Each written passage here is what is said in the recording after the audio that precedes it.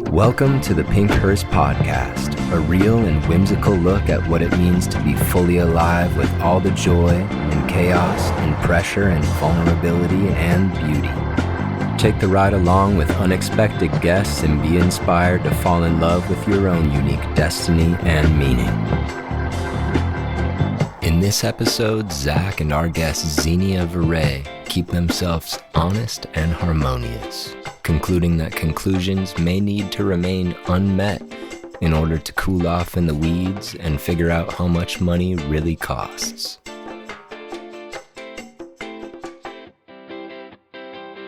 Old story, man and the wolf, something about a heart and which one you feed. This dichotomy grows old. In truth, grandma ate the wolf, and heaven is upside down. These days I float beyond worlds and allow my fangs to shimmer in the dawn. See, wouldn't it be nice if words like surrender meant the same thing across the board? Not so fast, gato. Nuance demands you bend. Each moment creating new definition, erasing old revelations with a casual flick. So life is a blackboard. Destiny chalk squeaks. Books must be burned, poetry wiped with wet rags. Wherever you are, letting your eyes surrender into blur. How will you see the space between? The rain, the words, the opposite thoughts. The door is unlocked, but I'm still looking for keys. This episode is sponsored by Certainly Not, a shibari rope company that's ropes are so strong they were even able to contain Odysseus's siren-inspired super-strength spasms. From Boy Scouts to kinky cats, Certainly Not has the best ropes in the biz. There's no way you're not looking if you're listening to this podcast. Looking for something, for some song, some spark. By chance, you found us. So why not allow chance to guide and illuminate your path? Roll the dice that come along with your copy of God Help Me I'm Awake, Volume 1, Wisdom Quotes for Daily Awakening. To laugh and be inspired, go to godhelpmeimawake.com.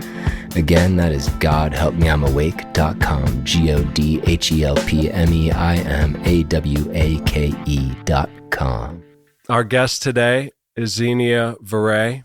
Viray. Are we going to do this again, Zach? Now I forgot. Viray. Remind me. I go back and forth. That's why. I think that's what we landed on. Exactly. Viray feels right today. Okay. Xenia Viray, imagination activator, frequency artist, and heart healer. Welcome back. Third time is the charm. How are you? I'm doing really well. I'm happy to be here. Thank you for having me. Always. Really, one of my favorite times is talking to you in this capacity. So to begin, I have an envelope that was sent to me by my friend Ruth Strasberg, who is 81 in the flesh, and she's been collecting wisdom quotes like myself for many decades. So she sent me this bursting envelope of handwritten post-it note quotes, and I reached in and I picked one for our episode. I won't lie, I picked 4 until I got one I was happy with. I didn't like the first one, so maybe I'm I'm not surrendering. But the one that I finally decided I enjoyed is a double quote on the same post-it note. The first is from Ralph Waldo Emerson, who says, "Money often costs too much." And then the other one's apparently from Jesus, who says, "You cannot serve both God and money." Wow. Interesting. So to begin, I just started my master's program at Pacifica Graduate Institute, and my mind is being awakened and reawakened, and it feels like I'm putting on glasses after having navigated a blurry landscape intuitively for 38 years, and it's pretty fascinating to, through the lens of other seekers throughout time, to start noticing a boulder is a boulder, a tree is a tree. Things I've been bumping into are starting to have more shape via incredible minds who have also traversed their own inner and outer landscapes. one of the ideas that continues to arise is culture attempting to mold us into societal gummy bears, giving specific shape to the primordial energy, which is often associated with the idea of mother. But again, that's words, so words. But whereas creatives, shamans, artists, imagination artists, frequency healers, heart healers, people like us, perhaps, we stay open. Whereas a lot of people after childhood, where we're all open, begin to adhere to societal situations, which in turn gives them a father, again, another word, a societal father, parameters, maybe bumpers if you're bowling. So for us, we have to develop our own strength that does not rely upon society or social or maybe dogma, because otherwise we are at risk of falling victim to the primordial. So I'm just curious about your journey with this, the miseducation of Xenia Viray, and what that is and has been, and where it finds you today in that balance of following your own, ever-evolving relationship to the mystery, while also not losing your marbles too much and staying on that path. Yeah, that's really such a beautiful question. And so much is already pinging from everything you're bringing through. But what really strikes me in what you're saying is first the word culture. I can't remember if we've already talked about this, but one of my favorite definitions of the word culture comes from a social psychologist who used to be an engineer. I think his last name is Hofstede. And he studied dimensions of culture. So he tried to find and create a system to compare cultures across the world in a somewhat subjective way. And his definition of culture is the collective programming of the unconscious, or the collective unconscious program. And so when I think about culture molding us, it's a really interesting thing because there's no way to not pick up subconscious programming. Programming is going to happen no matter what. The question is there an agenda in the unconscious programming? And is it coming from a need to mold someone because you want them to be safe? Or is it coming from an agenda that is perhaps more self-centered or self-serving in some way? And the place that I find so many of us in is our desire to care and our desire to control have been really conflated. And I feel like this really mirrors what you said about this concept of the mother and the father.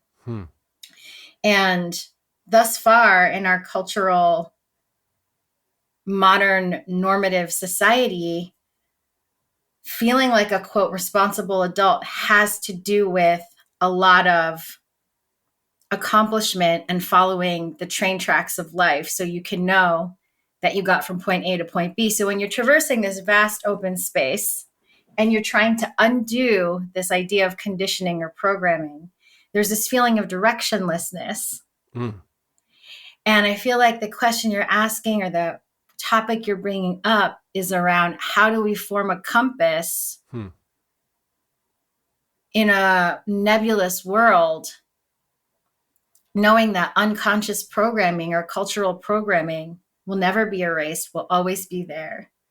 And then furthering that, how do we understand we're always creating that cultural context? We're always co-creating. This reminds me of what you said in that writing about surrender and the blurring of lines and needing to erase the poems. I think there's this idea that there is this truth somewhere that we're trying to tap into, and that's one way of looking at things. And the other way of looking at things is that by perceiving things, we're always co-creating them. There is no static Akashic record somewhere that I read to you and I tell you verbatim what the heavens are telling me. My perception has to interfere because I'm a human being.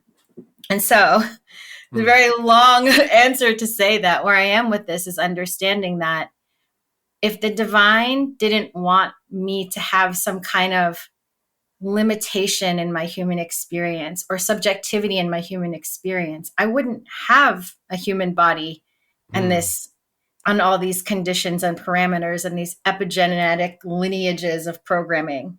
But this is the assignment. There's no flaw in the assignment. It reminds me of many things. One, though, that's been really prominent is a man named James Hillman, who you might be familiar with, and then a woman named Gloria E. Anzaldúa. I don't know if you've come across her, but I think both of them have now passed away. Both influenced, or at least Gloria is a student, not directly, but someone who's read a lot of Hillman. Hillman was inspired by Jung, etc., so on and so forth. So both of them I've been reading, and Hillman talks about, in the Greek understanding of the word cosmos, it did not mean a vague, description of some universe thing. It actually meant the proper placement of things, and that cosmetics actually is closer to the real definition of cosmos, as in the way the world shows itself, right? And the beauty. And then he talks about how beauty has been repressed, and really the repression of beauty, and the word beauty doesn't even do it beauty a service. It's too vague. It's too nullified by, oh, it's pretty, beautiful, blah, blah, blah. Words not meaning what they used to, or having the same power, same as symbols. The difference between perhaps living ritual and living a symbolic life, as opposed to the symbol becoming a sign, which is pointing towards something literal, as opposed to retaining its ineffable and capturing something that can never be fully understood, or the idea you should follow those who sought truth, but never follow someone who says they've found it. It's the same thing you're saying. It's an ongoing kind of dance. Yeah. So what Hillman goes on to say is that heart is your original brain. And I remember living in Harlem, and this, my super, I forgot where he was from, but he was from an island, kind of had a Rasta energy, but I don't know if that's exactly what his, the way he would describe himself. But he always said that the heart is your first brain, and we're upside down. And I love that. But now reading Hillman, he's saying that's literally true, that this part was our original way of sensing the universe. And that goes to the recognition of some things, like whether it's this devil duck that I obviously have fallen in love with. This soul of that has spoken to me and attracted me. That's its soul, its cosmetic appearance representing something. And it's also animism, that everything is alive. The heart's first way of kind of processing what it sees is imagination. So I say all that to say, maybe there's no point, right? And the whole fact that we're trying to figure something out is creating the issue. Like we've doomed ourselves from the jump, as opposed to slowing down to the heart's pace and just allowing things to be sensed. It's just really been aligning with my experience and helping me zoom out to see, wow, when I play this game, I'm stuck in this game. That's a mind game, and it doesn't, there's no way to win. I'm screwed. So Gloria, speaking of culture, she defined herself as a lesbian, Chicana, spiritual activist, writer. She passed away while she was writing a book about light in the dark. She would write blurring between Spanish and English in the same sentences. Her work is exquisite. And she talks a lot about living in between things. Those of us, whether it's gender, literal race, however we identify ourselves, those of us who don't fit in to any normal sect, we are the ones who are shaping, reshaping in ourselves. And whether it's Jung or any of these people, they are encouraging you not to become a Jungian, not to become an Anzalduian. You're meant to become a Yuian and develop your own cosmology that works, you know what I mean, for you. So she would say things like, I will have my serpent's tongue, my woman's voice, my sexual voice, my poet's voice. I will overcome the tradition of silence. I am often driven by the impulse to write something down, by the desire and urgency to communicate, to make meaning, to make sense of things, to create myself through this knowledge-producing act, which again is what you were talking about, is we are creating.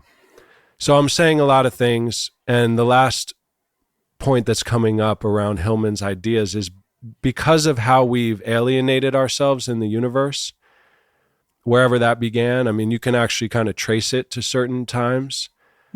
Like pre-Christian, pre-imperialized Christianity was amazing. I didn't know that. Like ancient Christian mystics were dope. And as Yogananda would say, if you brought all the prophets in one room, they would agree. You bring their followers together, there's going to be war. Yeah. You know, so the skeleton keys to understand these messages, with keeping in mind that we're here now with an opportunity to continue the conversation, to continue pursuing the questions that the dead want us to, like, we are the dead's extension. We are not imagining things, we are being imagined. Yeah. So he talks about the universe that we find ourselves within based off what I just summarized. Things become only alive, like you become alive to me, whether I'm attracted to you in some way, I want something from you in some way, you represent something, or if I'm afraid of you. Everything else is dead, which is why we feel so alone. So things just come alive based off of our estimation of subjectiveness, including your relationship to yourself. Like if I feel sexy or I have a lot of likes, if that's how I'm determining my identity, then I'm going to feel good or bad based off that. As opposed to if you realized everything, including this microphone, this computer, this devil duck, everything is alive and has a soul and is part of the anima mundi, you're never alone. Anyway, that's a lot of words to say one thing. That's a lyric I say. A lot of words to say one thing. I love you. I know nothing. The mother is king. So you tell me, what do you? What's your heart thinking about stuff? Well, you know, this is a really interesting thing. I just started rerunning this course I do called Create Your Cosmology, which is all about this idea of coming into your own perceptive lens. And it's very much a meta program, because it's like we're not thinking, we're thinking about how we're thinking. And we're designing the process while we're in the process. And what you're sharing reminds me of this thing, which is that, you know, for example, I study astrology and human design. When I was in the mindset of believing that everything in life can be solved or figured out or progressed, and that there's a definite direction forward, when my mind was leading the way, I could use astrology as a tool to try to minimize the ungraspable and make it graspable.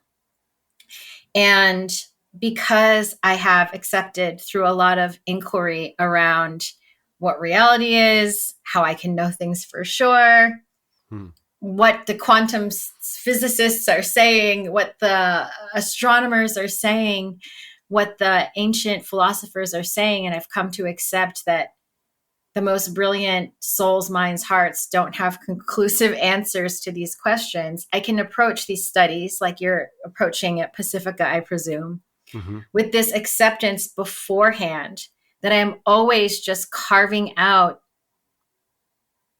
something in sand that's going to, or I'm carving a mountain that's going to turn to sand again. And that's the assignment. That's what it is. But because I've accepted it, it's made the learning or the information so much more like an art practice than an intellectual exercise, even if it's using intellectual vocabulary. And I feel like we're in this place of realizing that it's our relationship to this puzzle making that we like to do that allows it to become enjoyable. We don't have to stop solving the puzzle. We can be at peace in that in some way. Maybe we're engineered to do that. Maybe we're driven to do that. Like how water molecules always find homeostasis by moving from the place where there's too much pressure and knowing where there's empty space to flow into. Maybe we're always creating pressure so we can flow in a new direction.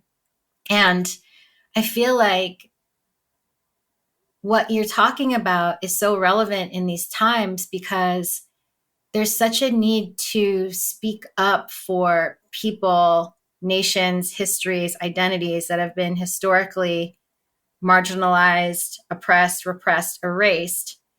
And oftentimes we do that because we want no person to be erased, because we want freedom to exist. But then in trying to carve the path to protect people's humanity, we end up, when we're using our mind, just creating more cages and rules and mental constructs because we think that's going to teach us how to be in our hearts. Because that's the tool we're most comfortable with. And so when you bring up the heart, it reminds me that if we understand that the mind is in service to something the heart can sense, then these two things can become co-conspirators or friends. And I feel like we're in that place where people who are really cerebral are opening up to this place of letting go to what they can't know. And I've even seen some people that are incredibly into the mystery starting to open up to these lines of thinking that might be considered more scientific or more logical. And that's just something I'm noticing in the collective, but it's almost like when we realize we are all more like stem cells, you know, we take the shape of what needs to be in the body to make the system work, that in essence, we are these stem cells, then becoming something material feels like less of a threat to the part of us that wants to be vast forever. Yes. So let's see. So many thoughts that come through. I think.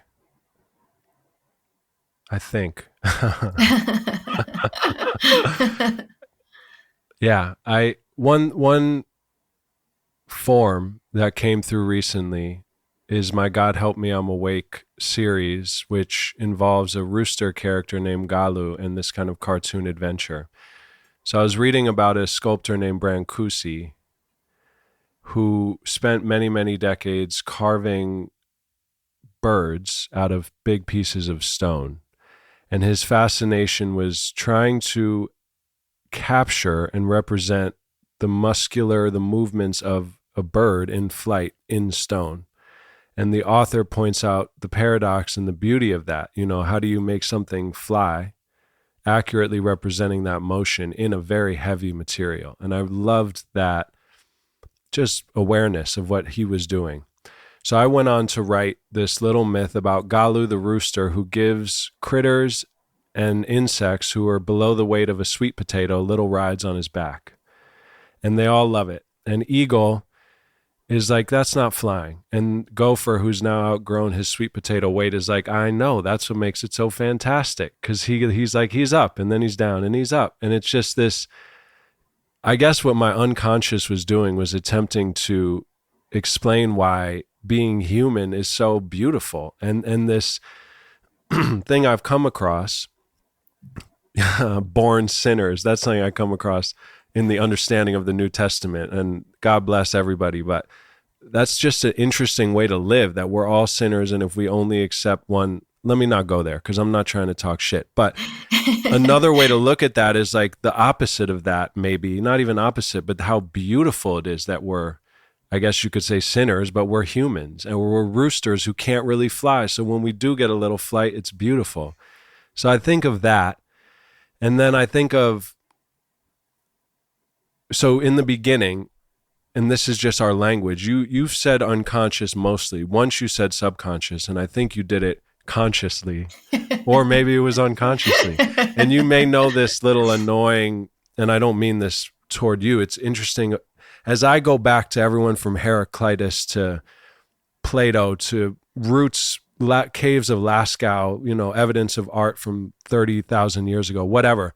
What's cool about that for me is it's unraveling the systems that we've been, or even the roots of the systems we've been brought up in, which therefore we take, like we're thinking in the language we're raised in to some extent, right? As you mentioned with culture. So going all the way back, the reason why people who study depth refer to it as unconscious is because subconscious obviously implies a subness to it, a hierarchy of consciousness, which is probably the problem of what Hillman was getting at, that the brain thinks it's superior, right? And people who think they're superior usually are insecure. So God bless the little brain. It's terrified. It's trying its best. It's not the enemy. Like you said, it's a friend. It needs to be brought home. It needs to be loved. It needs to be snuggled and fed some alphabet soup, or probably not alphabet soup. It's had too much alphabet soup. It needs some clear broth with some jalapenos. But that idea is, for me, back to the we are being imagined. We are not imagining. Soul is realizing itself through us. We are not the ones, or the dead is living through us. We are not the ones. And then that goes to dreams. I mean, that's something I have not interpreted, but the idea that dreams are always talking to us. All these things are right here, and we're not paying attention to them, or we're disregarding them, but down to the bottom, and I'll try to bring this to a point here, is Michael Meade turned me on to the idea of soul contract. Like, you come down with your contract, and part of that in the tabula rasa, I think the wood chip or the lot in life, anyway, there's one side that has your destiny written on it. The other side is blank. So it's both at the same time. Your soul is unwritten and written. And that first contract is why you're here. But of course, right away, you start making second contracts, and they pile up on top of each other. But beneath it, the first contract is always calling. And that can come in dreams, that can come in synchronicities, that can come in addiction, that can turn, it could come in an injury, an accident, etc. I think that longing is terrifying, which is also beauty, because all of the things that we've built thinking it's us might collapse, and there's a good chance they will if we're super far off base. So how do I feel blessed enough, and I better be careful talking, that I don't think my whole life needs to implode literally in order to continue getting closer to my path. But it might, I don't know. But yeah, just, again, a lot of words to say one thing. What's your heart feeling off of all that? Yeah. Well, what really strikes me is what you said about this feeling that we are being imagined. And what I have actually come to for me is that there are at least two perspectives that I can stand in pretty solidly within myself. And one of them feels like the divine observer who is actually doing the imagining. And this is a part of me that feels like there's always a sense of humor or an always detachment to be found in a situation, because there's a feeling or a sense that I know this is going to happen, or I signed up for this to happen, or this is all going in accordance with what I planned here somehow. And there's always that feeling somewhere in the back of my mind that I can almost witness life from this perch where I'm amused by it a little bit. And then there's the other experience, which is very clearly in focus when I'm feeling extremely lost, when I'm feeling stressed, disappointed, when, let's say, my fight or flight nervous system is going into a real survival response. And that is where I feel very small, very limited, like I can't see anything. And maybe where I feel like life is happening to me. And I think that a lot of people are coming to this place, and I would include myself in this, a lot of people, where holding both at the same time is becoming this creative, alchemical space where the tension almost creates new solutions or new instincts for projects or new ways to look at things. And I think that it's really difficult for us to own the experience of being in the human body, where the chemicals of life impact us in ways that, if this is all an illusion, it certainly feels very real. It feels really scary when I get hurt when I'm walking. That doesn't feel like an illusion. And the part of me that wants to make meaning of life, to see the metaphor, the mythology in life, is always there. But I think these parts of us need to take turns. I always imagine that there's some version of us that's in the oneness, that sees really vastly and can manifest different creative things instantly, but cannot have the human embodied experience, cannot collect that data, cannot have emotional, cannot have emotional challenge, cannot know what it feels like to be the divine and drop into a form where you're cut off from a lot of what is truly yours and truly you. And I think that is a very creative parameter for us to exist in. And I think that when we are feeling like we're being forced to abandon one aspect over the other, that it's really time to see which part of us needs the nurturing, needs the space. Beautiful. For me, what keeps coming up is agenda being something that creates a lot of discomfort, which maybe it's intentional, but I do feel, to use that vague word surrender, in my experience, the more I do let go of the agenda or the intention, the better I feel, the less heat in my body, the less fear. But I don't know. So there's this endless loop that I've experienced in my life, which is kind of the idea of the wounded healer, perhaps you could use as an example. And in some of the readings, there's talk of at the edge of the wound, the metaphorical wound, that's where this God or this entity, I forget their name, operates and creates. It's in that edge of the wound that never heals where creativity is happening. And that artists are never satisfied. They have this divine dissatisfaction that makes them more alive. That's someone's idea. That's great. I love it. I have experienced it. But the loop does feel tiresome at a certain point, like the up and down. And I get the contraction, expansion, this endless loop. So for the first time that I can recall, but it must not be the first time, because when I read something that really resonates, it's like remembering something, for me at least. Yeah. I came across this poem, and I believe it's Rilke. Yeah, Rilke. So Rilke's talking in his way about this loop. And then this is the quote. But as they pass through creation in wonderment, the circuit transcends itself in a new turning. The circling wheel of birth and death, in which everything is at once beginning and end, is only the rim, the essential action in its center, and in this center appears the transformed Daphne, fleeing from the pursuing God, escaping him by transformation. The soul becomes a laurel tree. Metamorphosed, I'm not sure how to say that, she is no longer the pursued fugitive. Her transformation is pure growth, but at the same time it is the laurel that crowns the poet as well as the pursuing God. The flame at the beginning of the poem, in which the thing escapes by changing from enduring being to burning transformation, has its counterpart in the end.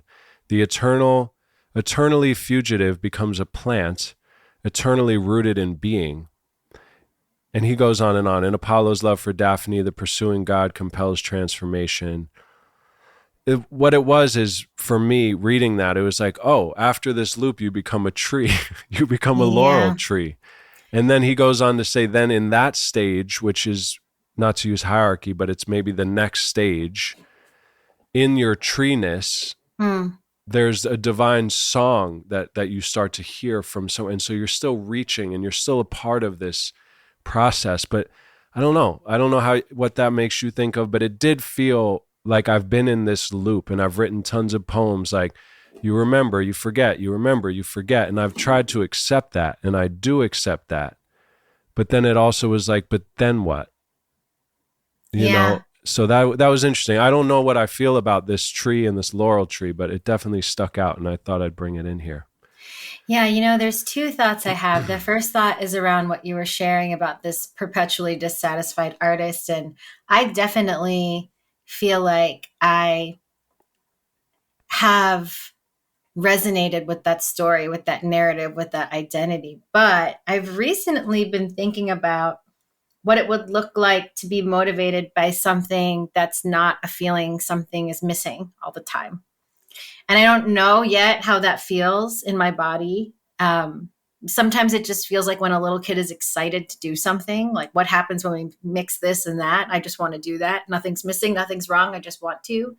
But I did want to return to that because I feel like there's a way that we can almost mythologize creativity to build in suffering. And I do feel like we're turning a corner with that as a collective somehow. So I want to bring that together with this idea of we're both the imagined and also the imaginer. And so maybe we're rewriting that story right now as creatives. And what we identify with, it goes to the agenda for me, because if you're the heart witnessing, and creation involves destruction, it involves whatever we define, but it involves emerging form and disappearing form and illusion of pain, real pain, then if we identify, which again is part of it, I'm not saying we should necessarily Yogananda and breathe out of here and escape the illusion. Right now I'm more in what Molly would say the difference between her studies in India and that kind of, Yogananda-esque path. I forget the sutra, I don't know, whatever, is smoking cigarettes and drinking coffee with depth psychologists who are like, yeah, oneness is cool, but there might be more than fucking oneness only. So it's like both at the same time and never prioritizing. But I do feel that what you're saying, if we're witnessing and watching, we have to maybe be careful in the escaping of what we're both kind of getting at, in identifying or choosing a preference over one or the other. Yeah. Which requires kind of allowing, with true beauty comes exquisite pain. Like, I don't know, it's really interesting. And it definitely connects to the witness kind of idea, or the watcher and the dreamer. And there's obviously no right answer in that. But yeah, that's what you're making me think of. Yeah. And, somehow this connects to the other question you asked about the laurel in the mythology. And I've been reading more Rilke now, which I haven't forever. So it's really He's awesome. Cool to hear you bring it up. I recently got one of a Rilke book translated by Joanna Macy, and has a beautiful introduction. I'll try to send it over your way because it's so gorgeous. Yeah.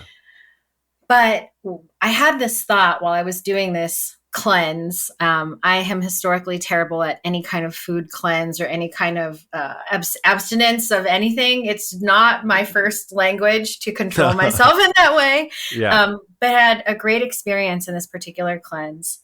And while I was starting on this path of eating all these vegetables every day, and we were doing all these kind of energy exercises in the morning and the evening for 8 days, I suddenly realized that the plants are very much the translators of the cosmos, the cosmic. They literally receive light, the sun's light, from millions of miles away, and translate that light into the earth's consciousness, and they become food. And it reminded me of what you were saying, or rather I was inspired to bring that up in response to this idea of the laurel, because there's something about the way they anchor the light into the earth, or the ephemeral and etheric and untouchable into the graspable through their beingness, that is such an amazing teacher for us, because they have cycles, right? That's one of the best teachings that the plants can teach us. They lose their leaves. Some of them grow down before they grow up. Some of them have to exist for multiple years before you ever see a flower. But there's beauty. They create beauty. Like, what is the purpose of this? There has to be a purpose, because everything in the plant is so organized, and it has to root down the more it grows up. There's that plant, I think that's called the resurrection plant, or that looks like a tumbleweed that can look like it's dead and dehydrated for, I think, up to 100 years. A rose of Jericho, it's sometimes called, and you put water on it and it blossoms and becomes green. They just have all this magic, and it's just there. And I feel like what we're both describing, or what we're both getting at, is sort of remembering this like plantness, this like essential beingness is there. And it's almost like if we just wiggle into a certain shape, we start to enact those hidden things that are inside us. And like plants hold all of that information, that what they're going to be in seeds, just like we hold when we are, part of, before we're fertilized, we're holding all these, the sperm and the egg are like holding all this information. It's just bananas that we even exist, like the whole process is bananas. It's bananas that bananas exist. It's bananas that bananas exist. Oh man. That's so true. Like if you've never eaten one, try to explain it or describe a banana to someone. It'd be impossible. But I feel like this is really weaving beautifully into what you talk about with the tension of creating and then letting go. I think for me, there is so much sadness in knowing everything ends. I have so much separation anxiety when I like leave my family after helping them for a week, or I feel so ingrained into the situation or the containers that I'm in. There's so much sadness to leave. And also there's this knowing that we are part of this existence where we both come from these fertilized beings of people in our lineage, and we're just like having this life, and it's continuously unfolding, and there's so much possibility. And in order to embrace the possibility, we have to let go. And I feel like the mind doesn't like that. No. And the mind has been strengthened. Like it's almost like we're living in mind world. Yes. Since we were born, us, these avatars. So a few things you're making me think of. One is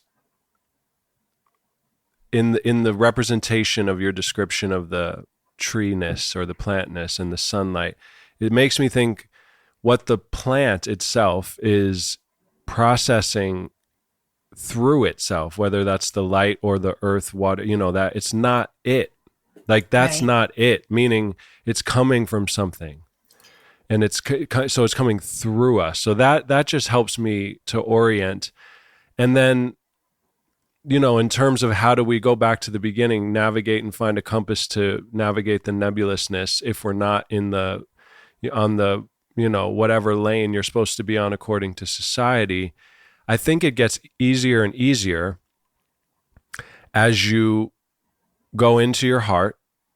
There was a quote, it may have been Marianne Woodman or Mary Oliver, basically saying if we could approach everything from the pace of our heart, like slow down in every interaction to our heart, pace, speed, we would be able to understand.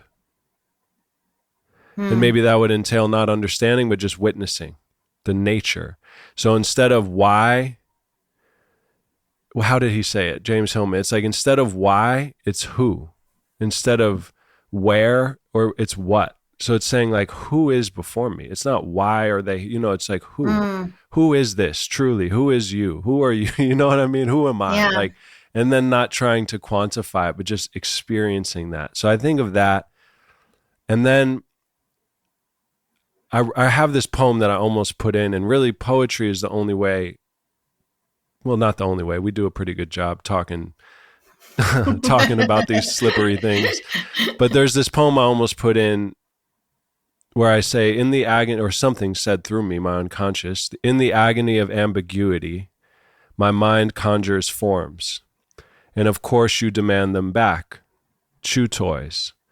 Ah, well, even madness is not a haven for my ineffable whoever I am.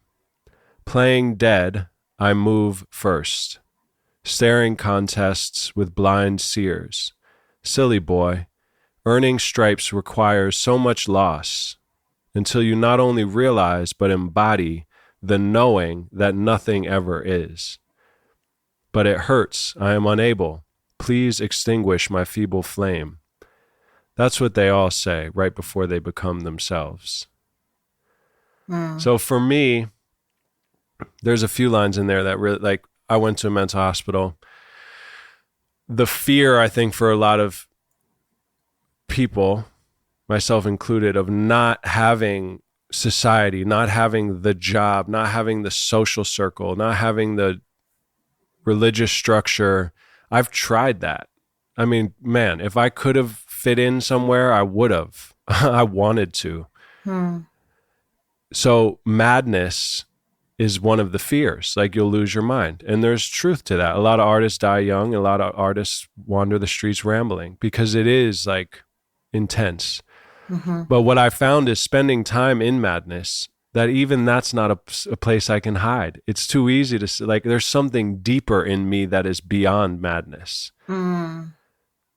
And then also the idea that you have to lose it or think you're losing it and really experience that to come to the realization that really I don't think anything is ever lost, which goes to the telepathy tapes that they say there's libraries in the other realm of all the great works throughout, and any work throughout time that's being referenced. But yeah, and then I think of yesterday, Rock had a huge meltdown.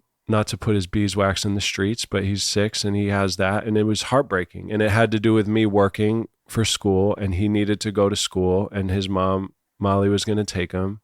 And I didn't have time to tell a story to him, which we do every morning on the walk. And he was devastated. And I was devastated. And he left, and I was torn up. And then the day went on, and I'm just noticing that and feeling that in what you were saying with family and that real illusion of interaction. And then this morning and last night, we're talking about how everything's stardust, him and I. The noodles we're eating are stardust. Juju is stardust. The Great British Bake Off is stardust. So we're just making up this list and laughing. And then this morning, I start singing a random song. I get real silly in the mornings when the coffee kicks in and all these books. And I start singing this song where I say, I shouldn't even say it on here. I say basically like, even Jesus has a penis. Oh yeah, girl. Oh yeah, girl. And I had this, and I was like, that's going to be R. Kelly's new comeback hit. We got to get it to him. He's going to. But anyway, Rock didn't know what I meant about the R. Kelly thing, but Rock was singing Even Jesus Has a Penis, girl. And so was Molly. We were all singing it for better or for worse. And I don't know why those two instances are coming up right now, but we're all stardust, framed in the night or the dark. Things are really intense and heartbreaking, and then in the same day, in the same breath, they're jokey and jovial, and I don't know. There's just, I don't know. That's obviously not a question, just noticing things.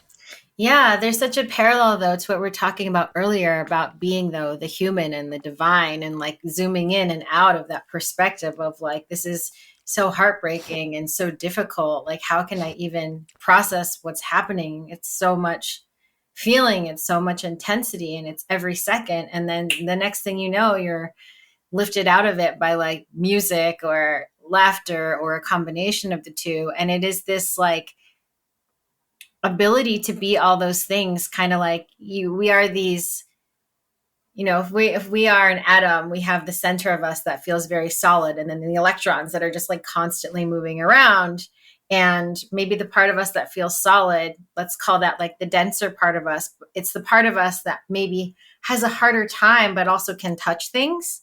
And the part of us that zooms out and feels this levity, it's like almost not able to feel the real weight of life that is just part of being alive sometimes. And I don't know, I think it's a really interesting thing to think about incarnation as this like school for the soul, where all of these sensations and experiences are here to teach you something. And you in this lifetime, who knows what happens before or after this lifetime, you just get to have this curriculum of sensation and experience. And you get to feel and sense what things smell like, or what it feels like to hug someone, or what it feels like to lose that person that you just hugged. And it's all, this education for your soul to remember how to find a way to see it from the divine perspective without forcing yourself to get there before you're ready, which reminds me of what you said earlier around almost like, I think in the poem, there was a line where it felt like you, right when you give up, everything actually makes sense. Exactly. As the sirens go, and I've been really into Odysseus, and feeling the experience metaphorically of tying your hands to the mast because you want to hear the sirens or the ineffable. You want to hear that. And the rest of the crew puts wax in their ears. And shout out to the crew, because maybe the ship would crash and you'd all die if someone didn't put wax in their ears sometimes. But having that experience. So, yeah, I love that. I think, as I mentioned the R. Kelly thing, I just want to take a moment to say I'm not taking light or making light of heavy pain.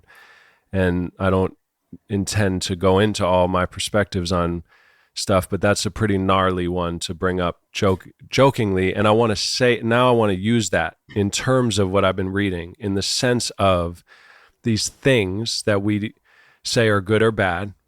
And obviously they take forms that are really grotesque right now, like especially now on a grand scale, like the literal suffering, if it's an illusion or not, but the literal suffering in the physical world is horrendous. But that arguably stems from a repression, this kind of stuff, repression of ancient beingness that is not acknowledged, and therefore it has to come out in some way, whether that's through R. Kelly kind of stuff. Anyway, so I just think that's really fascinating that Gloria, Hillman, all these people are saying that people who stay open to the ineffable are vessels, or their trees are absorbing certain information from the cosmos that is an attempt to bring back and rebalance society in this time. So the myths of creation that are coming through us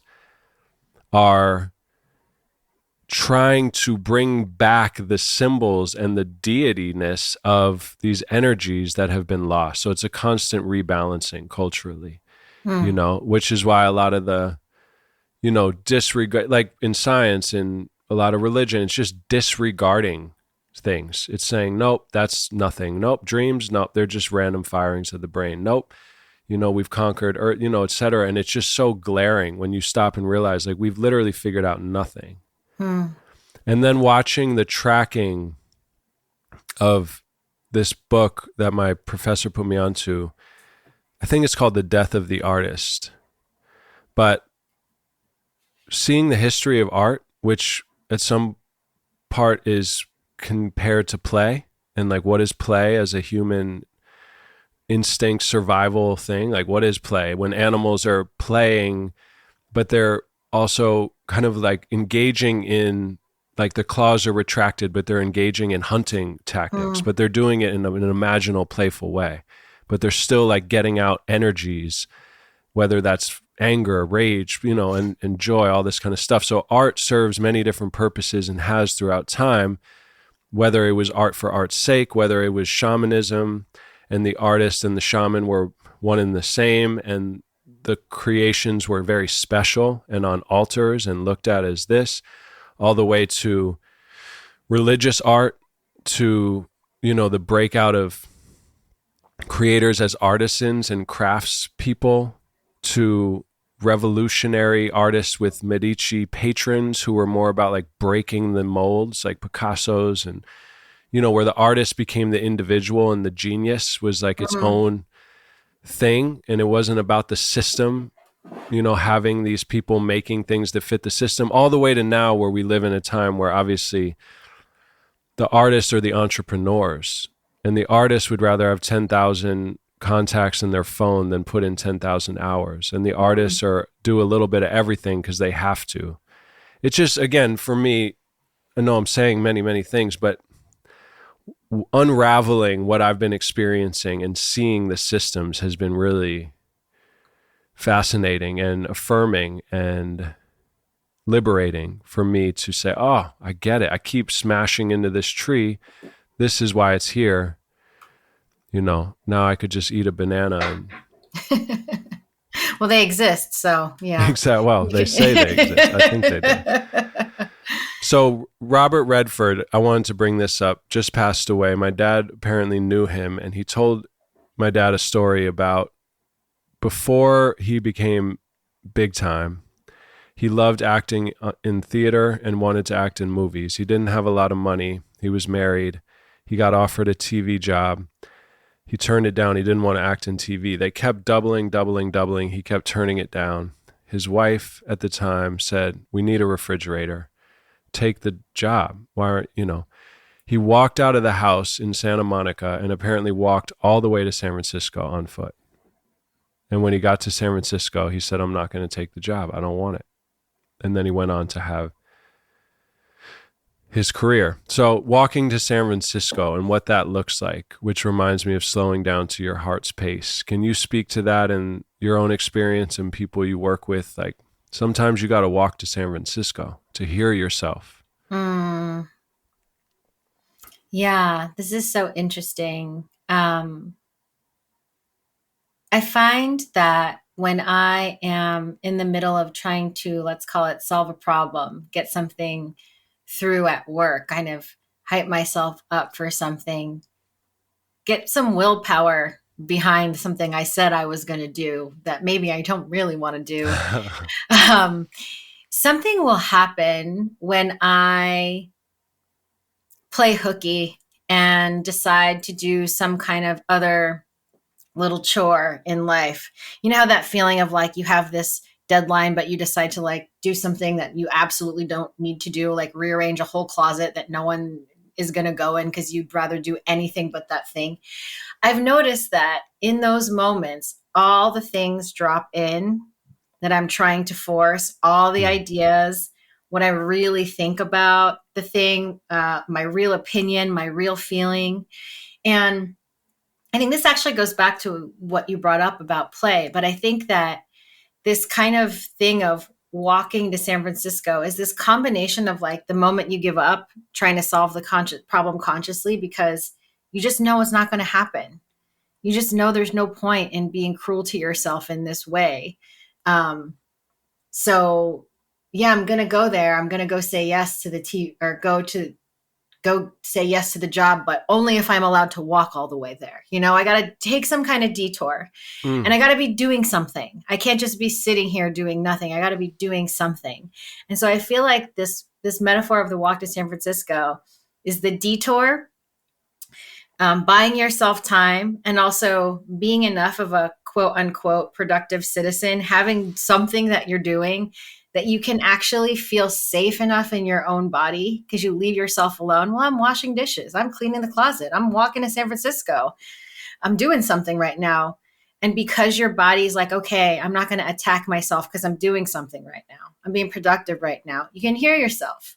You can hear yourself when you do the dishes, when you take the shower, because your body's not going, do something, or rather your mind's not saying that to you. And earlier when you were talking about this idea of play, I've been thinking about this a lot, but I haven't said this out loud to anyone. I've been thinking a lot about the idea of colonization, the idea of supremacy culture, and just the way we control our bodies, the way we force them to do things, the way we ask them to be productive, the way we like judge our sensations and try to manipulate and coerce them. So if I'm having coffee with you and your family and I just met you and my stomach is really full and I'm uncomfortable, I'm not going to sit there and slouch and make myself comfortable. I'm going to control that. I'm not even going to think about the fact that I'm uncomfortable because I'm going to be so locked in to what I perceive as being appropriate. And I think that that begins with the instinct kids have to play or to, you know, it's like when baby deer learn how to walk or all these cats and dogs are play fighting, like no one's teaching them in a classroom how to do this, right? The learning is in their being. They're like, my body remembers what to do and how to do.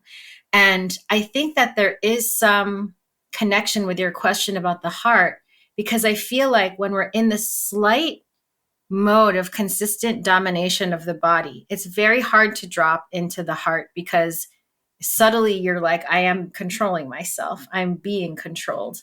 So I think a little trick we have is our walk to San Francisco. It's our tricky little way, you know. Sometimes a walk to San Francisco is cleaning your closet. Sometimes it's a dark night of the soul, you know. Exactly. And it's yeah.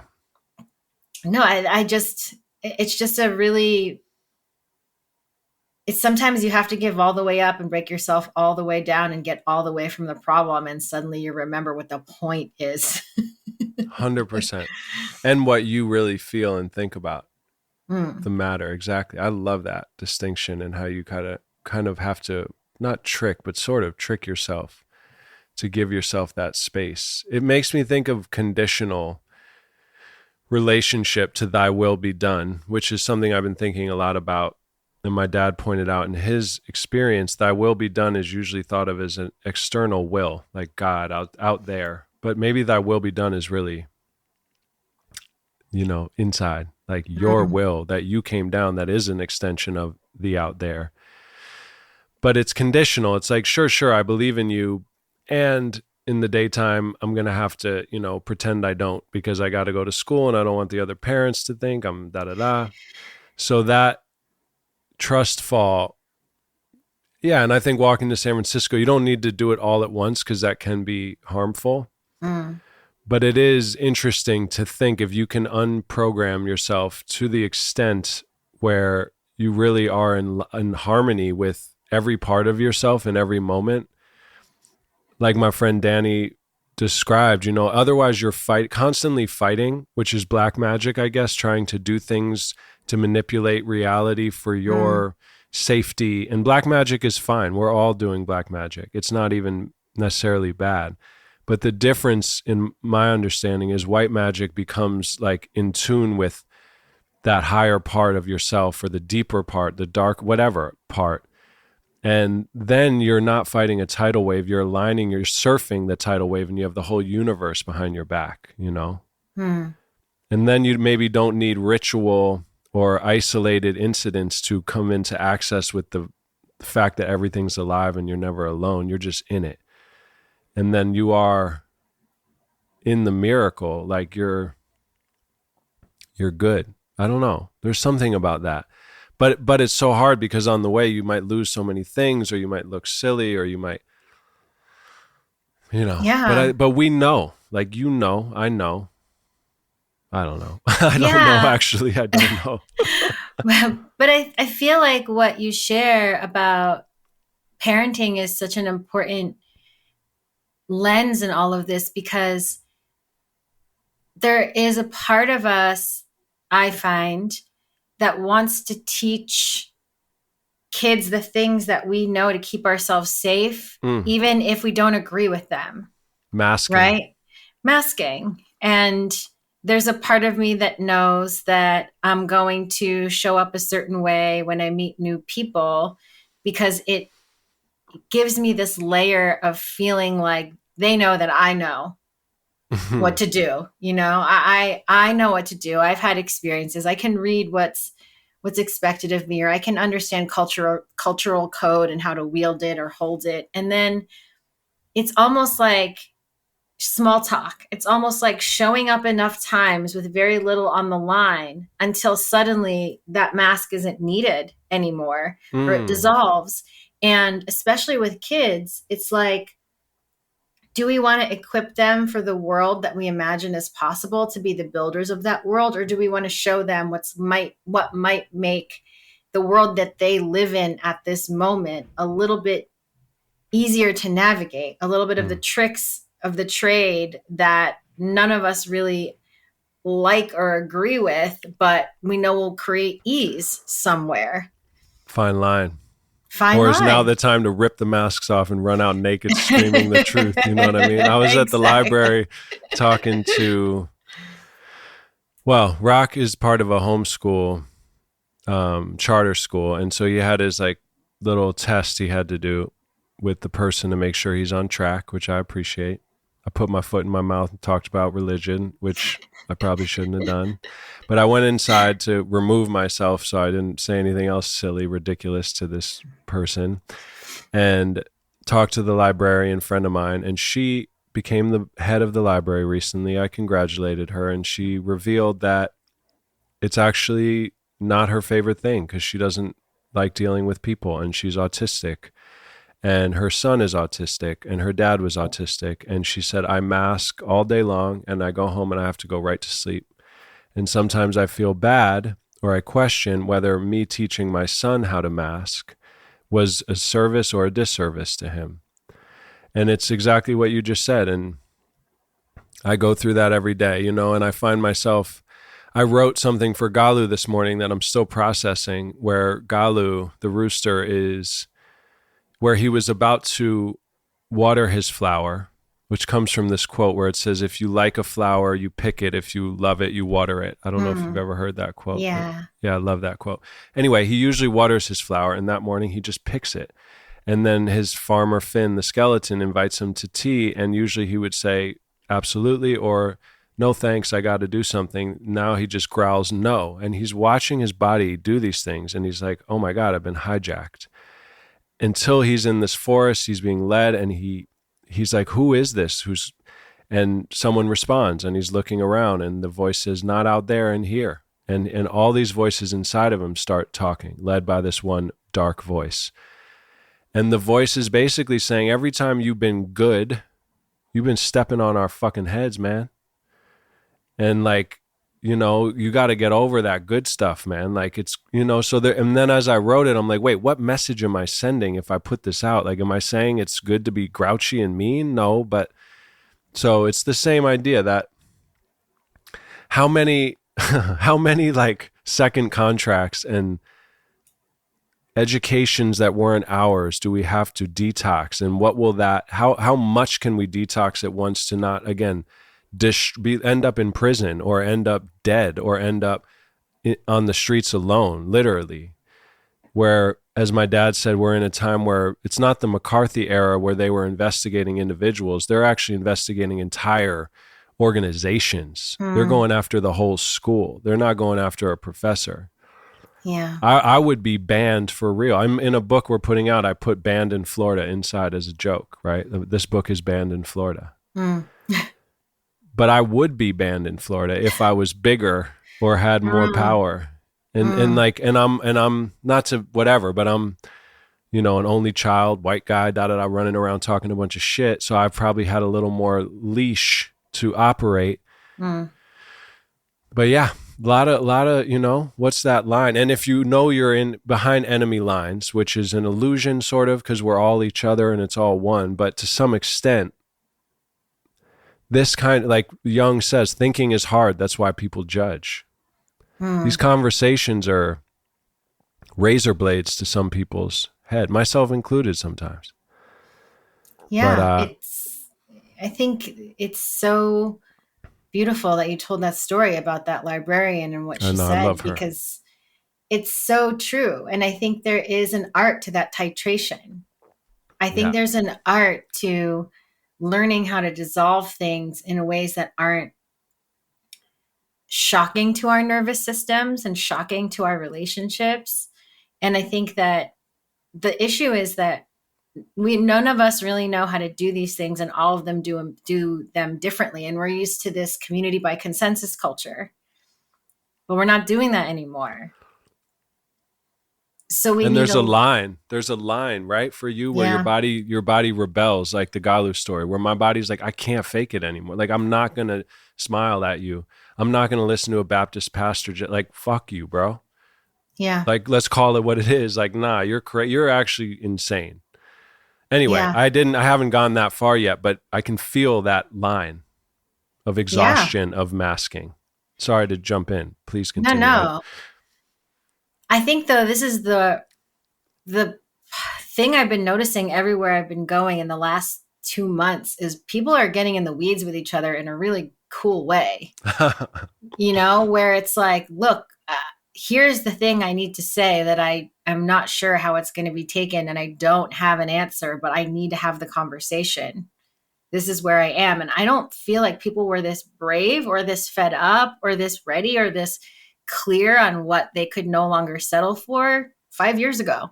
I don't think we were there. And I think it's uncomfortable and it's messy and it's exhausting, but I think it's a good thing. It's like these contractions in the birth of the world or something where we really are feeling it. Like, it's like we are actually all showing up in different ways with the same people. It's palpable. And I feel like how much, I was with this group of women discussing a project we were going to do together, and none of us knew each other very well. They come from a very different kind of design background than me. And I realized in the process, everyone was being so honest. And I was like, honesty is the foundation of innovation.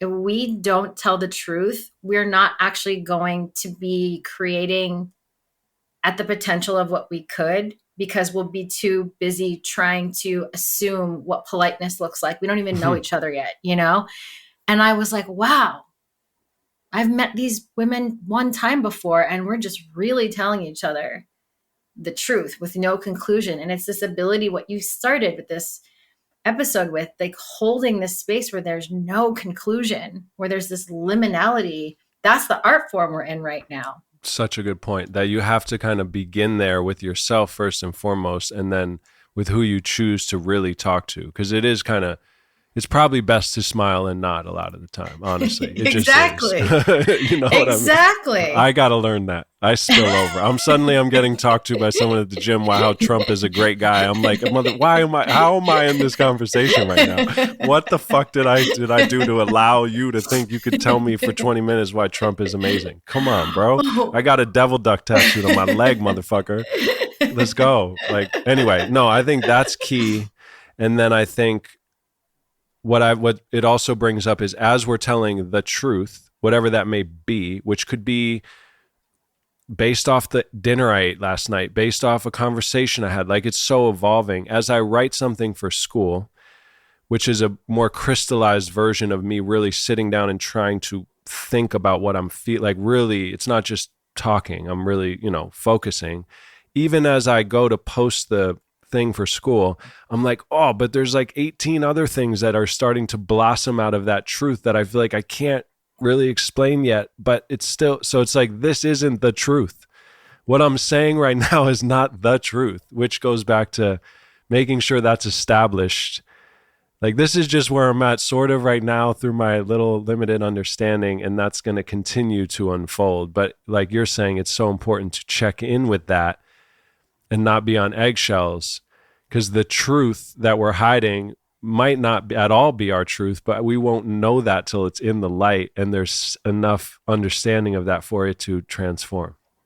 Yeah, you know what you're reminding me, I never went to grad school, but I really felt like the papers that I was taught to write when I was starting my English major, which I quit in a semester to design my own program.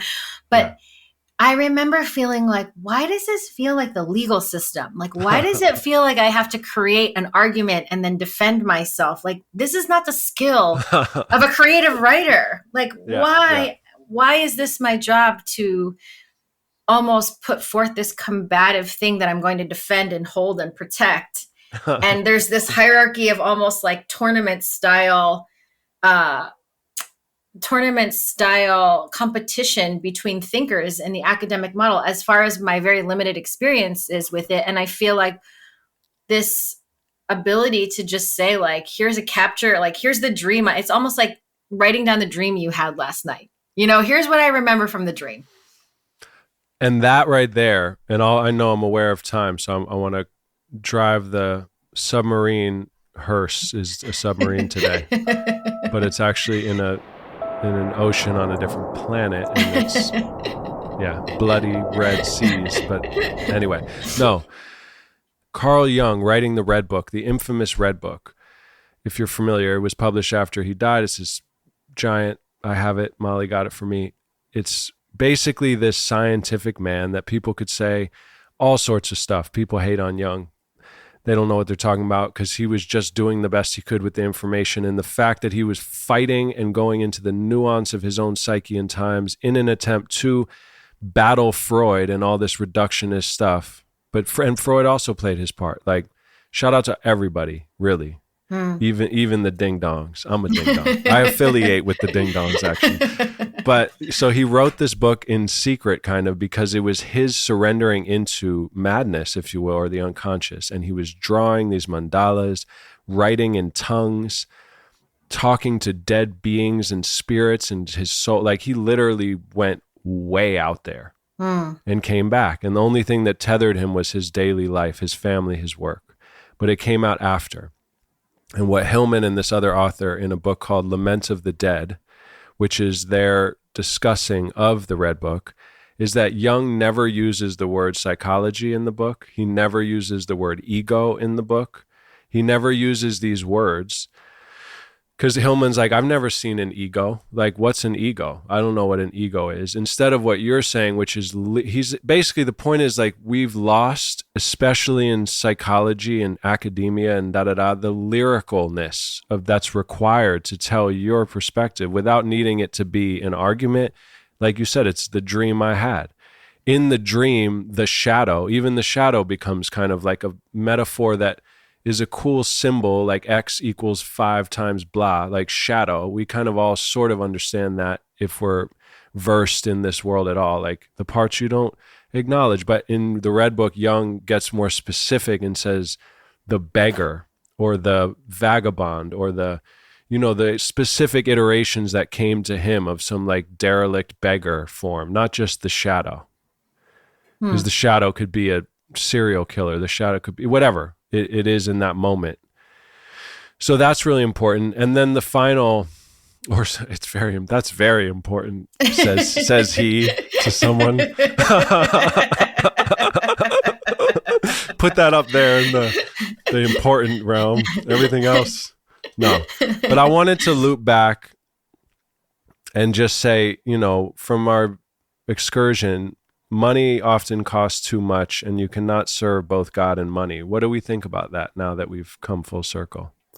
I think there's such a parallel in what we're talking about, which is this zooming in between the divine perspective and feeling like the tiniest, smallest speck of dust on earth, and also understanding that we are in a changing culture where when you have no train tracks that you're on telling you this is forward, you got this promotion at your job, what are you going to look to measure yourself as a free agent in the world? You're going to look at money, because what else do you have to measure yourself? What else do you have to show for yourself? And I think you said it right in the beginning, which is like, yes, I support you because I'm going to assume me believing in you is going to yield you having something to show for yourself. That's the assumption, right? That's the assumption, is that I believe you and I trust you because you will materialize something. Whereas I feel like we're really much more in a space where if you can hold the energy, if you can hold the art form long enough, I feel like material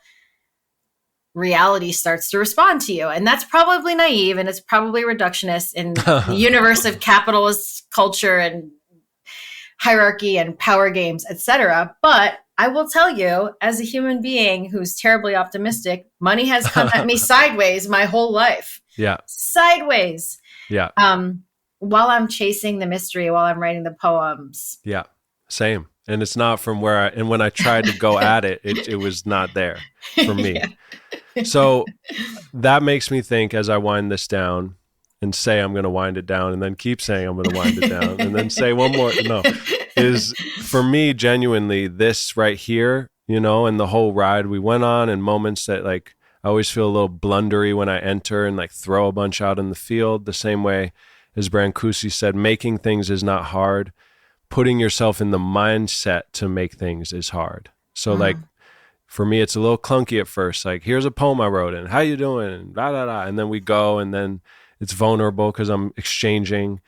And there's parts where I'm like, oh no, is Xenia think I'm an idiot or think I've gone too far? Not that you would, but you know, and then we hit this flow, and I don't know about you, but I feel a little tingle in my center, like we've done something and we've connected, and it's beautiful. Now that for me is the value, just for us for now, for here. The fact that this will be put out at some point, etc., great, cool. But my inquiry, and I'm looking for a poem, but if I can't find it, I'll just say it, is I've been in a cycle, and I want to see if I can heal this right now. Oh, that's a big task. Can I heal all of my pain right now? Probably not. Excuse me, can't find the poem. The point is, from this space, and when I share, I get a hangover almost immediately. What's your experience with that? What's your, I don't know, just I don't want to do that anymore because it feels like an obvious pattern that doesn't need to happen, but I'm still in it. And I'm not going to try to give my power away to you like you're going to solve it. I guess I'm just bringing it into the field as we wrap this episode. I just had this ride. I described how it kind of clunky and then comes, and then we find this flow. It's beautiful. And then after, often I will be like, yeah, feel like I overshared, or I don't know, just vulnerable and worried. Yeah. Anything you want to say about that? Yeah, you know, thanks for sharing that, because the other day I wrote a newsletter, and often I create so much that I don't even give myself the time to actually feel this, but I feel that too, and I feel it often. And sometimes I have this feeling, especially when I'm talking about the deeper, darker things of life, where the words in my head are literally, what have I done? And I actually feel like instead of wanting this not to happen, what if we read the sensation of it differently in the glossary of life? What if it means that we went out a little bit farther on the limb than we did last time when we were given the opportunity? And what if that feeling of, oh my gosh, I went really close to the edge where I'm comfortable, is actually affirmation that you were brave, that you were honest, Beautiful. that you unmasked. Wow. And we're getting closer to the bananas that are at the end of the limb. And we've learned, so in this episode, we've learned bananas are real. Jesus also has a penis. Everything is stardust. We've learned a lot. That's pretty cool. And my final last thing, famous last words, if I can find them. So my two favorite words, which are also Galu's favorite words, are syzygy. You know this word? Syzygy. Barely.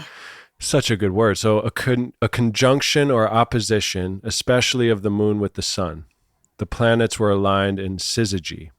Xenia and Zach were aligned in syzygy. A pair of connected or corresponding things. Animus and anima represent a supreme pair of opposites, the syzygy. So I love that word. And then the other word is lacuna. Do you know this word? I just discovered. So lacuna, it sounds like, it reminds me of kahuna, which is a Hawaiian shaman, but lacuna is an unfilled space or interval, a gap. The journal has filled a lacuna in Middle Eastern studies, a missing portion in a book or manuscript. In anatomy, it's a cavity or depression, especially in bone. A lacuna. So lacuna and syzygy. Just want to leave us all with those two words. Beautiful. They sound like what they are. Onomatopoeia, I know. And they're like twins, not twins. They're connected because the lacuna somehow is, the syzygy is the aligning of the lacuna's illusion of separateness, you know, and that tension you were describing the tension of opposites, if held, producing the holy third, which is the conjunctio in alchemy. So, yeah. Important things here, guys. Take your notes. Listen to this 6 more times. Write it down. Remember that, we found the truth, so make sure you tattoo it on your children. All right. Thank you so much for joining again. This is a lot of fun. And we create everyone does this, but I like the thing that's created, like the us, when you know what I mean? Yeah, totally. A third thing. What have we done? Oh no. I'm going to get canceled. That's for sure. Awesome. Well, I hope you have a beautiful day, and I look forward to the next adventure whenever it aligns. Yeah, thank you for having me. It's been a good dream. Yeah, beautiful. Yes, it has. Amazing. I'll press stop here. And whether it's Jung or any of these people, they are encouraging you not to become a Jungian, not to become an Anzalduian. You're meant to become a Jungian. Why would I need 3 more things if you're giving me an island? 'Cause I already have more than I need, even when my hands are empty. I lost it halfway to the irony. When you desired me, I didn't want to be. And now that it feels like a memory, I wasn't hiding, I was just practicing smiling. I tried to be all that I could, yeah. I tried to be better than good. Somewhere you misunderstood, yeah. So now I am floating like I am. If yesterday was different, maybe would have changed your mind. But now I sleep alone. Tempting fate, we hesitate and couldn't blame the blind. Nothing to wish upon. I wanted to change this shit right now, babe. Pipe down crazy. Said you're a nice clown, but real life will mow you down. It's starting to shake, drop the mic now. Wait, might sound crazy. Feeling much closer now that I'm far away. City clocks go Iggy Pop and the time slows like sticky watches. Finding flows as I sit on docks like Otis moans and no one watches. Not for clones and not for bots. This music grows out of cold ashes. Feel a change and it's coming slow like stereo full of old molasses. Why would I need